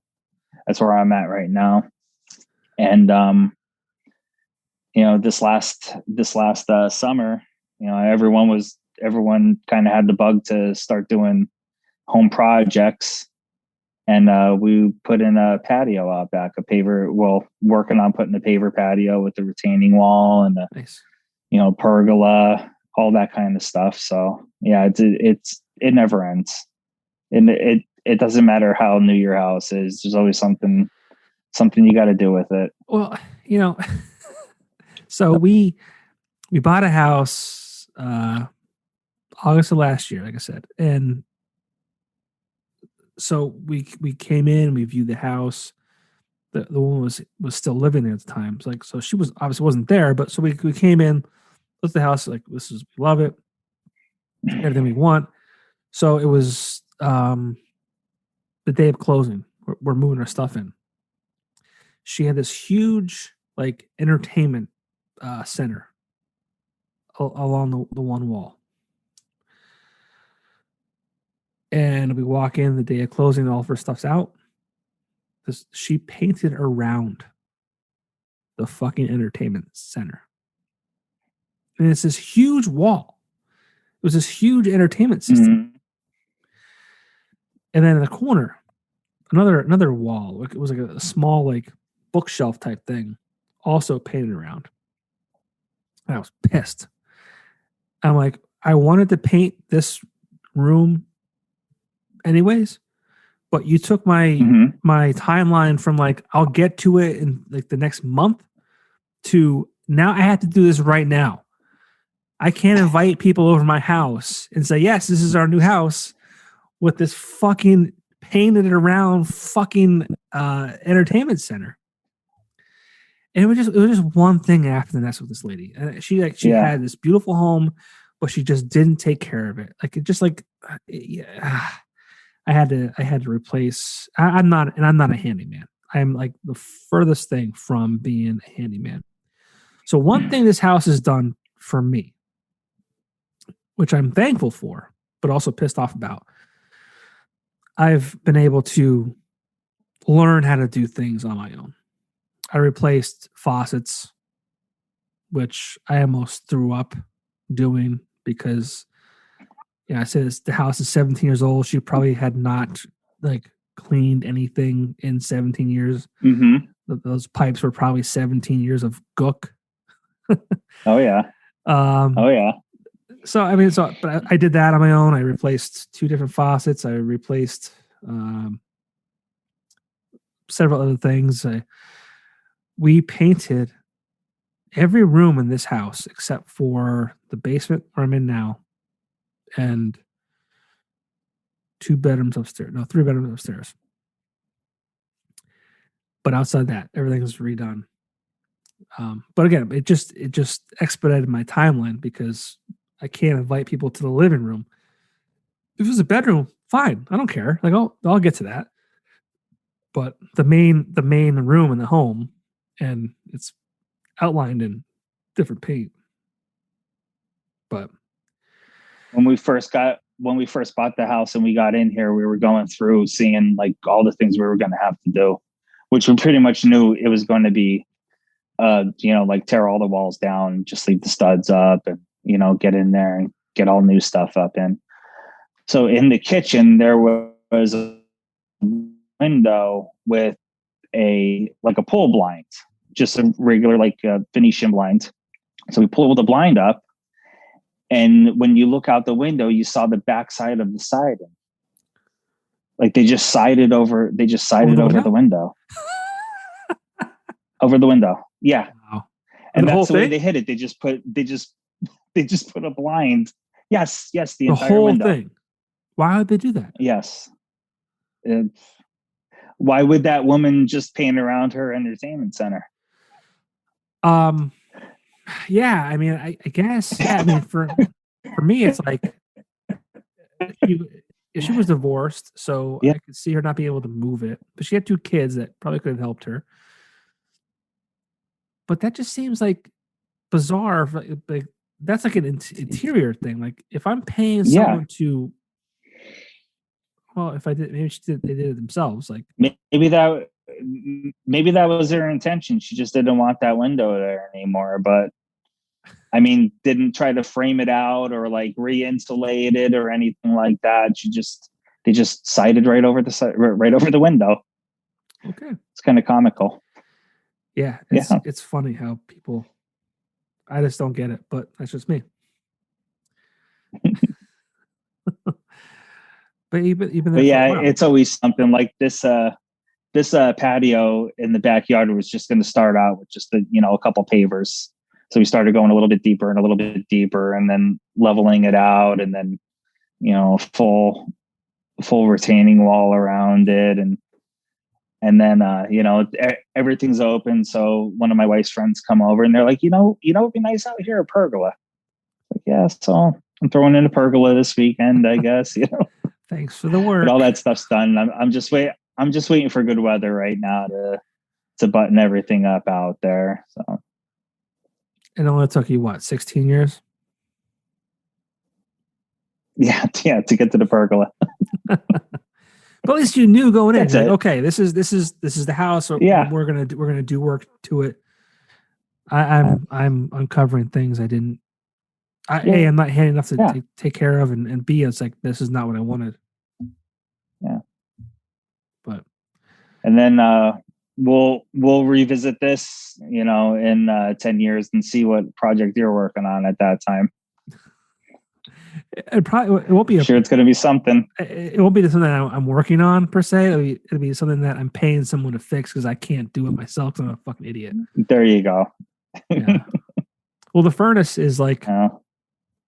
It's something's wrong with the furnace. Like it's. I can't even remember what they said it was.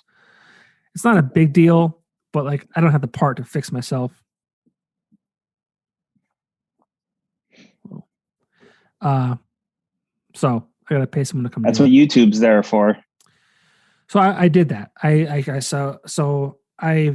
became proficient in using Google, because before I was like, so to preface this, we bought a house that's bigger than what we had, and with that comes a bigger mortgage, right? So the joy of like, oh yeah, just pay someone to fix it is like that's not an option anymore. Like I'm not handy. I'm an idiot. But now it's at least I'll at least Google it to see if I could like figure it out, because I don't want to pay someone $100 to walk in the door. I did that, and it's like this. I don't know if it's like it's a ignition switch or it's a heat plate or something like that. It's not a piece that I carry. I don't have it on the inventory shelf in my basement, nor do like the plumbers themselves. Check twice. Yeah, the plumbers themselves. The plumbers themselves actually have to say, "Hey, send me the model and number and all that kind of stuff to make sure we have it in stock before we get there." So, at that point, I'm like, "Okay, I did what I could. At least I figured out the problem. I know what it is. I just can't do it myself at this point." But I also paid $250 to have a guy come and vacuum my gas fireplaces. You want to hear the story? It makes sense. I don't know how to do it. Well, no one wants to hear the story, but I'm telling you, this is real, like real problems in the world. Like, so what I'm saying is, I get it. These are not problems that I should be complaining about, but bought the house in August. We have a gas fireplace upstairs in the living room. We have a gas fireplace where I am downstairs in the basement. And so upstairs, turn that one on, runs for like 10 minutes. Once it gets hot enough, the blower starts going and it starts rattling really loud. And I'm an idiot, and I'm like, the blower sounds like the fan that blows the hot air. It sounds like the fan, like one of the fans are broken or something. So I call up somebody. Again, I'm like, I'm not going to touch it because I don't know what's going on. Knowing me, I will break this and ruin it further. So call up the place 5 minutes down the road. Hey, fireplace, think it's the blower, yada, yada, yada. Then they try telling me like, oh, we need to know the make, model, all this kind of stuff before we even come see it. And I said, well, I don't know, all of that. I said, I know what the name on the side of the fireplace says, but that's about it. Okay, we'll get back to you. They don't get back to me. So I called 2 days later. They say, oh, yeah, we're working on it. We'll be in touch. So 3 months goes, 6 months goes by. The guy calls me back. Hey, we saw you guys inquired about this, that, the other thing. Want to see how we can help. I said, well, we're coming up in this season where I don't need the fireplace anymore. But if you want to come look at it, come look at it. The blower's shot or whatever's wrong with it. All right, we'll be by Wednesday. They come by. So the guy comes in, and he's slow walking me. I tell him, it's the blower. Something's wrong with the fan on the blower. Again, I'm an idiot. I don't know that for sure, but like, heart of hearts. And this is exactly what he wants to hear from you. I don't say I don't know anything, but I'm like, it's like, he's probably thinking, well, if you know, hey, if you know, why don't you take care of it yourself? I don't say I don't know anything. I just say like, hey, I think the blower's shot or something's wrong with it because turn it on, it heats up, the blower starts going and it gets loud and it sounds like a broken part of the fan. So he comes in and he's like, so he's grabbing the wood out of the fireplace, like all real slow. And he's like, oh, you see all these rocks that are around here? There should be more here. I'll take this out and I'll vacuum those out and make sure this is nice. He goes, do we need to paint the inside of this fireplace area? It might smell if you start the fire up and all that kind of stuff. I'm like, no, I don't want you to do any of that. I want you to fix the blower.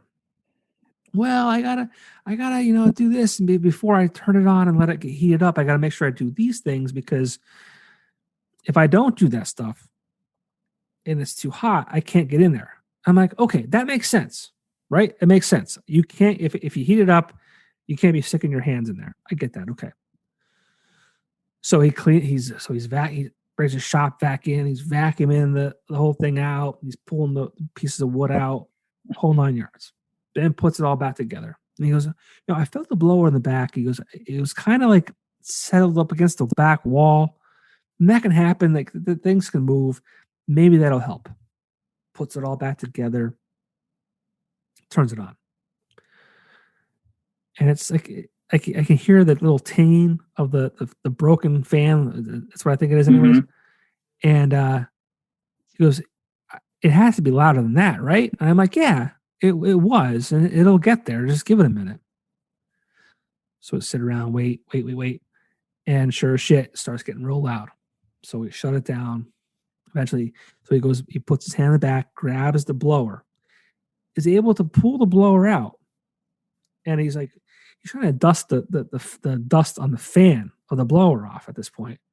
And I'm like, I can see, like, it's like a rectangular piece. There's a fan on both sides.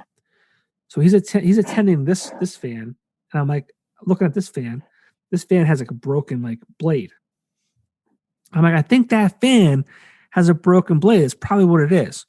So we turn it on when it's outside of the fireplace, and mm-hmm. it's like warped. The whole fan is like warped. I'm like, I fucking told you, dude. I'm like, I told you it was a fucking fan of the blower from the fucking beginning, and you're.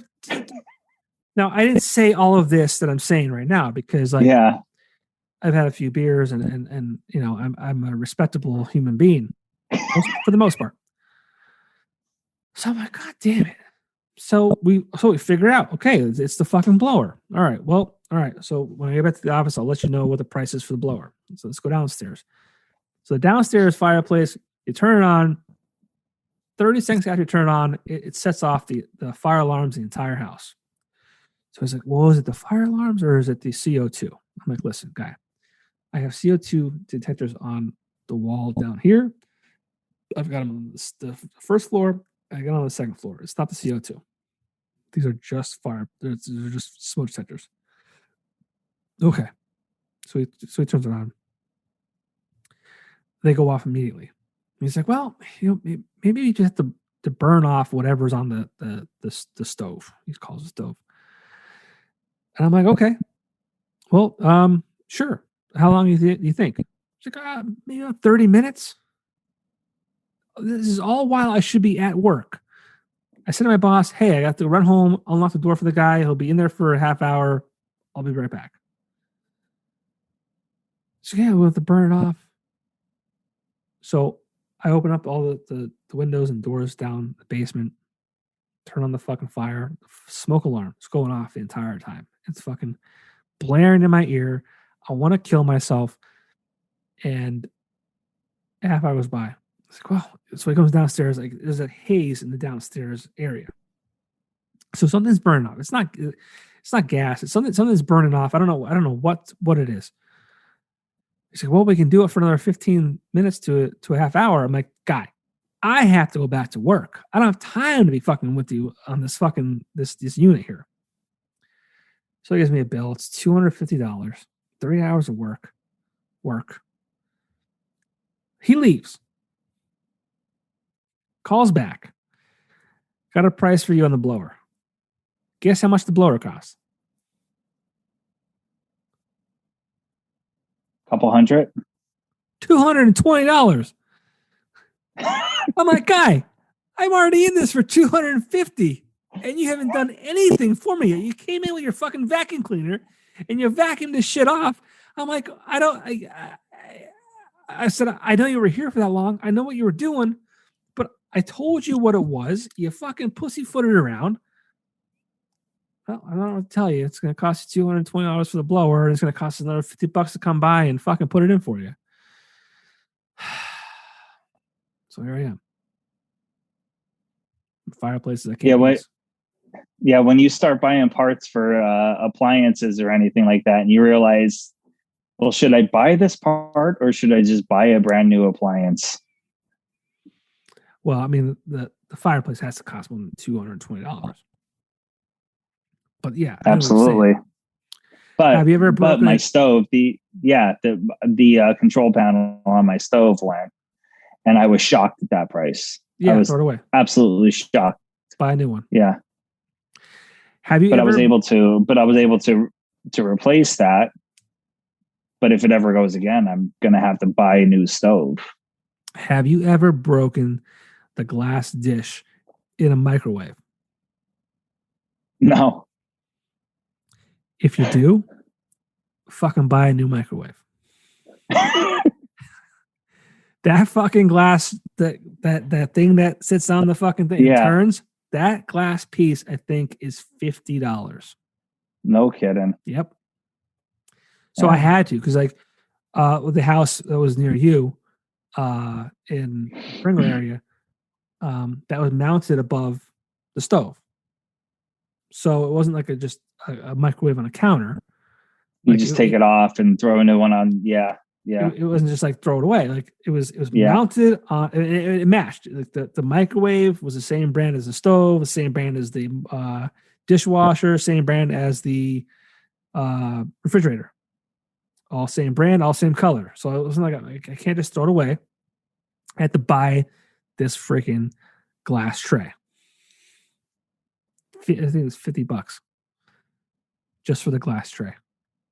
They get you coming and going, right? Every time. Every time. Yeah. Oh man. I feel like an asshole now talking about like all these problems I have in my beautiful home. I'm humble. I appreciate the things I have. My wife's way too hot for me. My son is a great child. And my life is good. I don't want to make you met your wife at the you met your wife when you were at the Weekender, right? I did. She was model of the week. Yeah. I had a couple when you took over marketing, you did something a little different with model of the week, didn't you? And was it like the model searchers or something like that? So no, that was actually Christina actually did the model searches. Okay. I did away with them. So yeah, for me, so it may have been a good thing and a bad thing for the model of the week. So I wanted to bring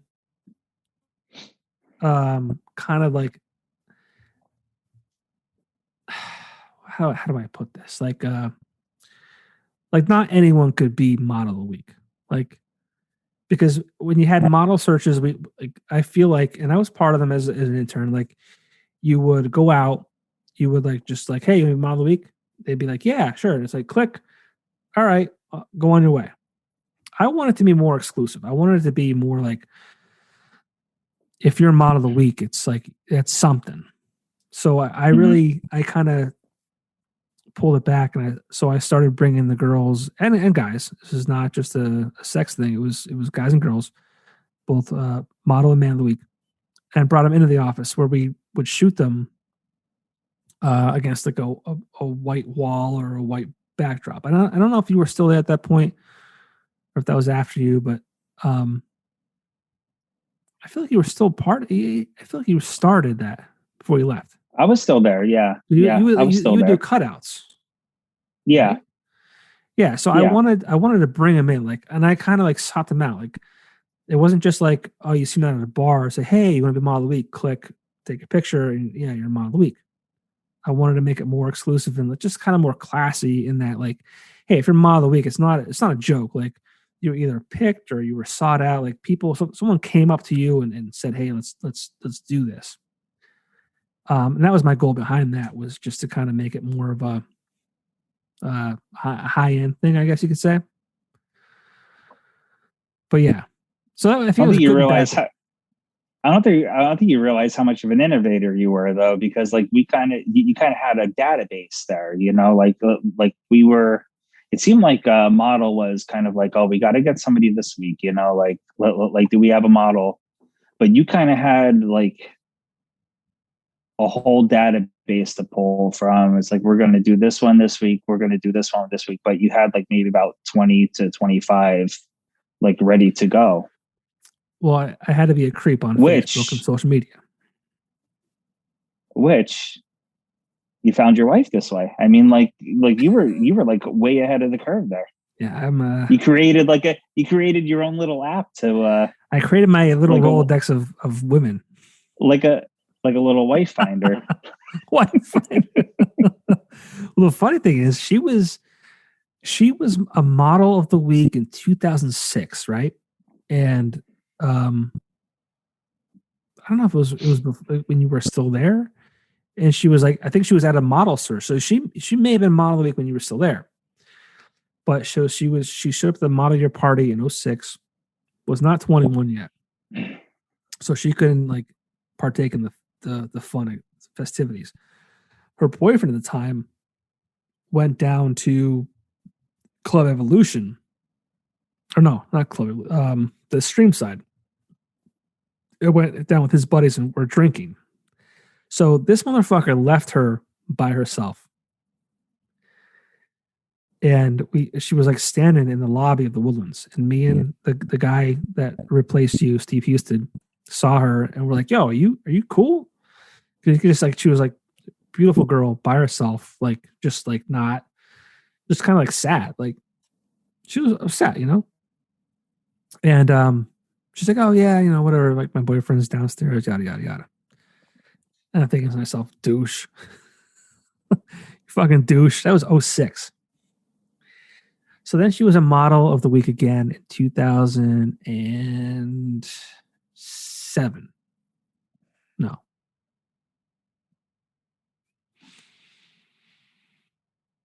It must have been 7. I forget what happened. But I met her again. And I forget exactly how it played out. Shit. Maybe it was 7 and she came to the party in 07. I forget. But I remember saying, oh yeah, you can now, you're going to be 21. You can hang out and party. It'd be cool. I think she broke up with her boyfriend towards the end of 07. And then her and I started dating in 08, like spring of 08. I forget how it worked out. But yeah, I mean, there were a couple of girls. I wouldn't say I'm an innovator, but like, no, I just wanted to make it more exclusive. And it's more like, okay, like not anybody can be model of the week. I wanted to be like, and then like we had interns too. So it's like, hey, like if you have girlfriends that are pretty, like if you have guy friends that are good looking, like get them, like let's make this like a legit model and man of the week, not like, because there was a time where like, they would literally be taken out at the Woodlands, even the picture, and they'd be like, hey, look how I look right now, drunk, and like it's like it becomes like kind of a joke. But then it became and I thought that would be more like people would respect it more and say, okay, well the model and man of the week aren't a joke. It's done well, it looks good, and all that kind of shit. And that people would want to be more involved in it. And that's not really how it worked either. And then that model and man of the year party that year, I don't know if you remember, but it was like a red carpet. We made it like a red carpet event where like I'm walking up with the backdrop, and we had Jim Gavanis shooting actual pictures, and then me over on the side with my digital camera with no film in it or anything like that, just another flash, just kind of like trying to make paparazzi type deal. Like we made it fun like that, we're like over here, yelling their names and stuff like that. It was a good time. I remember we did the concert for Katrina at the staircase in Pittston, the not the old staircase in Pittston, the new staircase in Pittston, which is now Advanced Arms, I believe it is. We did a big benefit there with Breaking Benjamin, and you were there. You were taking photos of that event, and I think I still might have some of those photos in a box somewhere. Like actual film Like photos that was actual, taken? yeah, like actual 4x6 photos. Yep. Oh, okay. Yeah. Yeah. Because I remember you being there for that. Yeah. Yeah, I do remember that. I do remember being like right up front taking pictures and stuff like that. So, Yeah. kind of. You were there. I remember that very well. I remember, Yeah. I remember I could picture you in my head walking through the crowd and like kind of like, hey, I'll see you later. I take pictures now and go. And I just entered. That was '05 that Katrina happened. And I think we did that in September or October of that year. And we did a lot of good too with the Weekender. It was such a force of fun and a force for good too. Like people think we just kind of like, lack of a better term, jerked off all day. Like I mean, we did a lot of great things there. Like a lot of benefits and a lot of just good positive things for the local band scene and just all that kind of stuff. It was just great. It was a great thing. I wish there was a way to get something like that back, and I don't think that there is because of social media and things like that. But That would be so tough. I look back at some old issues and we'd have like the page count was just absolutely ridiculous. And I think maybe like the last Weekender I looked at, it was almost like a pamphlet, yep, But like you said, with social media, everyone's able to just throw on like, yeah, we got this going on, like tonight, and yep, I just couldn't imagine the amount of money we actually made for the. yeah, and the budget that they gave us to do fun stuff is just Yeah. what a shame. And I think had they treated that product properly, and then there's even a time in the lifespan of that where they wanted us to move to a more of a digital, like, okay, so here's the Weekender print publication, but like check out theweekender.com for online exclusives. Great idea, right? It's like, oh, like, well, are you gonna give us tools to create online content? Well, no. Use that fucking, I don't know, was it 35 millimeter fucking camera that you had? Like, use that for the online content. It's like, One that's soaked in beer and it's been dropped about 60 times. that's not gonna work, dude. Like, what are you doing? Like, we had great ideas. We started a thing called Weekender Sessions that was a great thing for, it was an online component, and that's it lived online, and that could have been an exclusive thing and drove traffic to the website and blah blah blah. But they just didn't want to. That was a shoestring budget. We utilized an intern who was working for free. We utilized a guy in the company that was like working at Times Leader who would like just donate his time just because he liked doing it. And it's just like you can't keep doing that. But hey, that's why you no longer print or have a website to really utilize either. So what are you gonna do? That's true. That's very true. Like I said, like maybe the last Weekender I saw might have been, a handful of pages, and I just think of all the hard work we put into, some of those page counts. I believe like 96. It's not Yeah. some There of was maybe like that. there was one publication, and Rachel remember this. I don't know what it was, but like we had a sales initiative and we reached it and pushed past it, and we actually had to add pages to the Weekender. So 96 was the max amount of pages it can be, and we had to add 12 more. I forget what it was, but it was sales driven, but yeah, it was over 100 pages, which was like the biggest Weekender in Weekender history. I was a part of it, Yeah. which was really neat. I don't remember. I don't remember a 100-pager. So You weren't there for that. Yeah. But I was not there for that. I just think back like to the Reader's Choice or like You were there for many 96s for sure. Oh yeah. Oh yeah. Yeah. But just like what it was, what it went to, it was, it's kind of disheartening. But like at the time, I'm at a different stage of my life. Like I knew the Weekender before I was at the Weekender.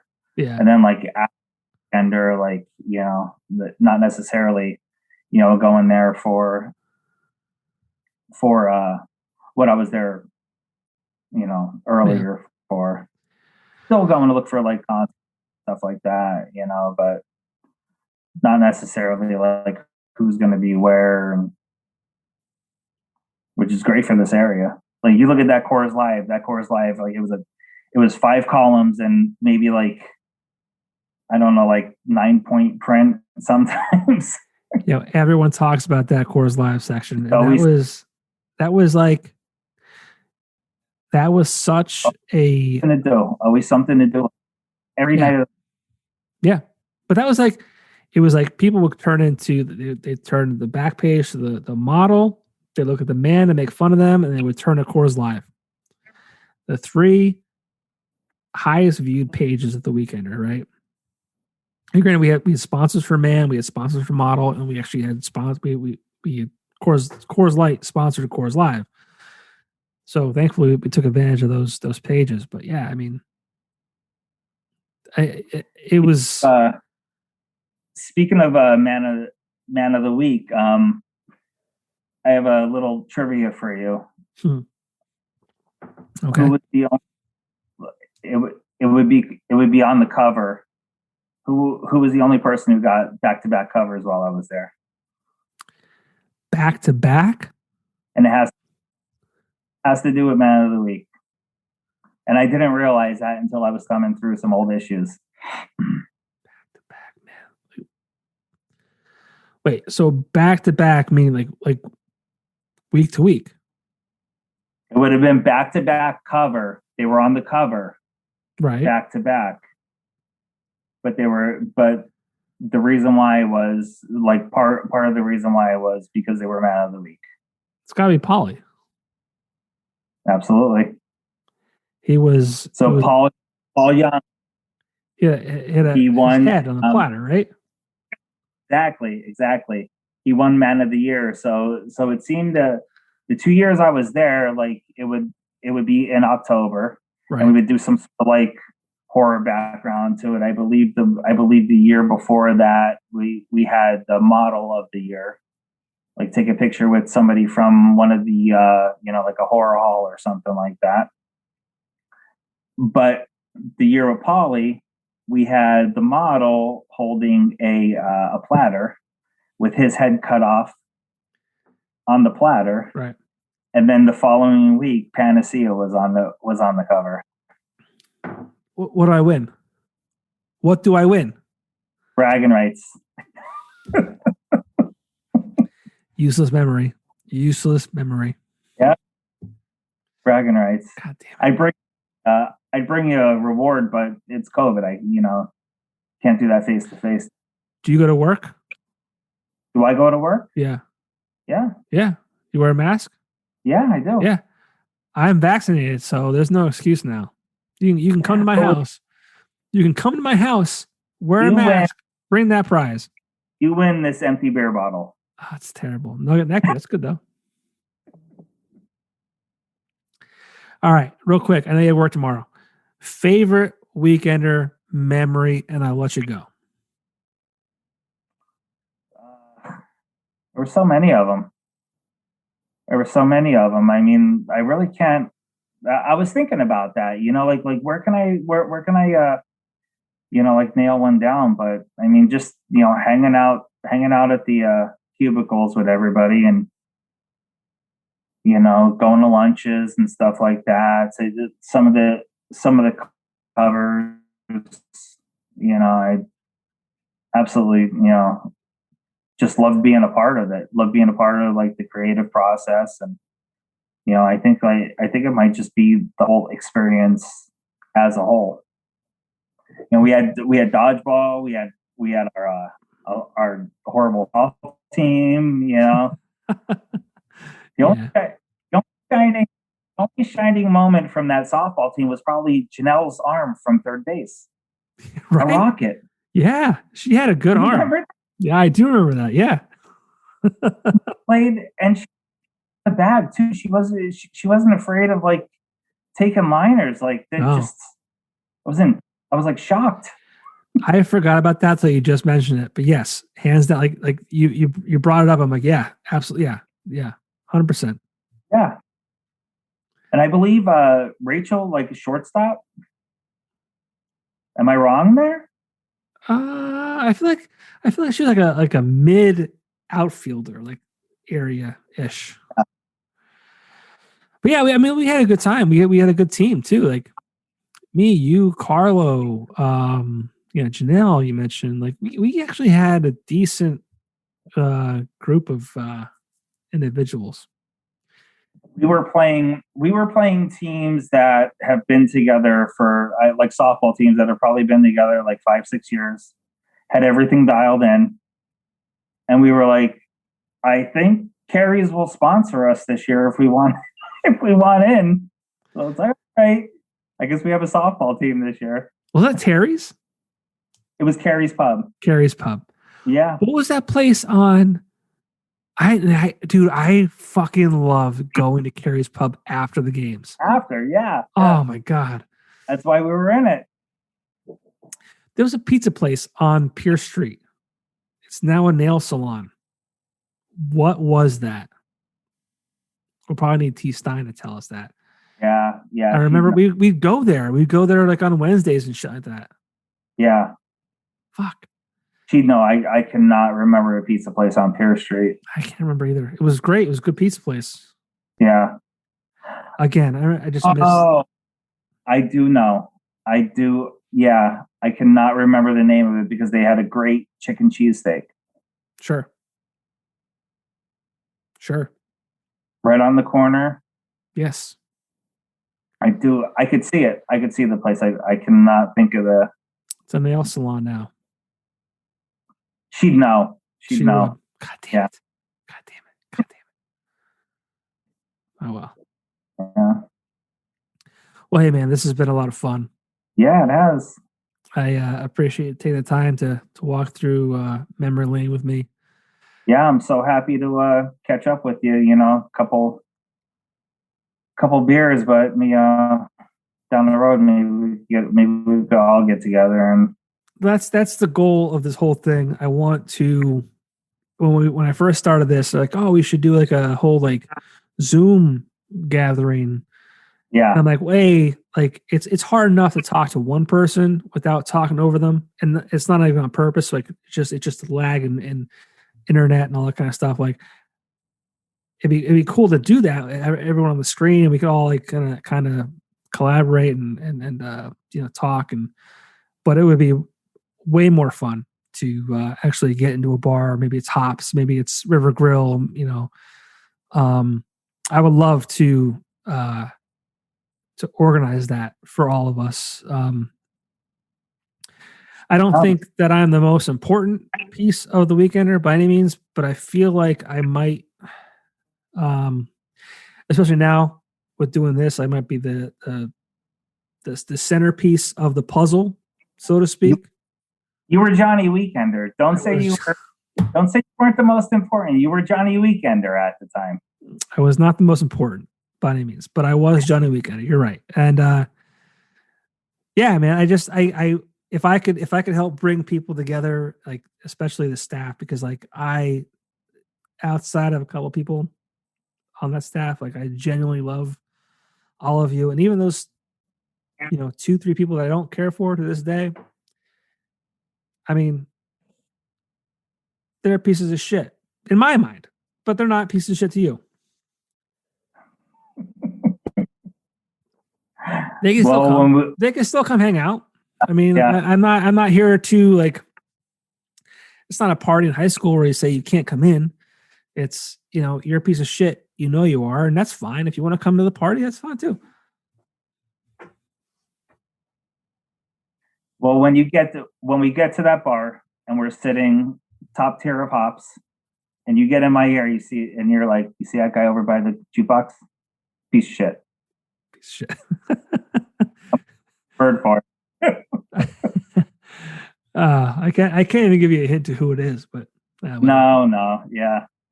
I can't I can't think of a way to hint to you because even no matter what I did, well, one you could probably guess. The second you probably wouldn't, but not important. That's not what it's about. That's man. That's them. That's it's all about the love now. It's all about the love. It's all about the good memories. The good memories, absolutely. Which is all we ever really had between us. So absolutely. So thank you, dude. I appreciate it. I'm so happy that you're continuing to do well. I had no doubt that you would. Please tell your wife that I said hello. I'm happy your kids are doing well, and you know what? When you get that outside patio area going, let me know. I'll pop over, bring the kid. We'll light a fire and we'll hang out. You know where I'm at. Well, I can't. I'm like a vampire. I cannot cross the line without being invited. So I need to be invited. Yeah. So we're going Lost Boys rolls on this. Yeah. Okay. Absolutely. You invite me. So it's one of those things where if you invite me, I'll be there because like now I'm in when I was not single, but like without child, it's like, oh yeah, let's hang out. But like I was so busy doing things, like it was for work or just with my wife, we're just like constantly doing shit. Now it's like we're constantly looking for things to do with our son. Like oh well, can we do this and bring our son with us? Because like we can't we don't want to be invited to parties that aren't kid friendly because now we need a babysitter. But if it's kid friendly, we can hang out, have like a drink or two, and BS. Let's do it. Absolutely. So. Absolutely. We'll stoke up the fire. We'll get everybody over and we'll do that. Hey, dude, I am, I love those opportunities. I wish I took advantage of those more when, even before I had a kid, but I mean, that's where my life is now. And I will take those offers any day of the week. I hear you. So. That was great talking with you though, John. Absolutely, man. Yeah. You were always, like I said, you were like a big brother to me when we were at the Weekender, and I think you will always be that to me in some format. I always think about you when I see you randomly online. I know it's very rare that you're kind of on social media and shit like that, but like when I think about the Weekender, I think about you, and I remember our time together, and I remember just how much I looked up to you, and I'm very proud of you. I'm very happy for you, and I wish nothing but the best for you. I appreciate that, and right back at you. Thank you, man. I will talk to you soon. Hopefully I'll see you sooner than later. Absolutely. All right, man. Thanks. All right, take it easy. All right, see ya.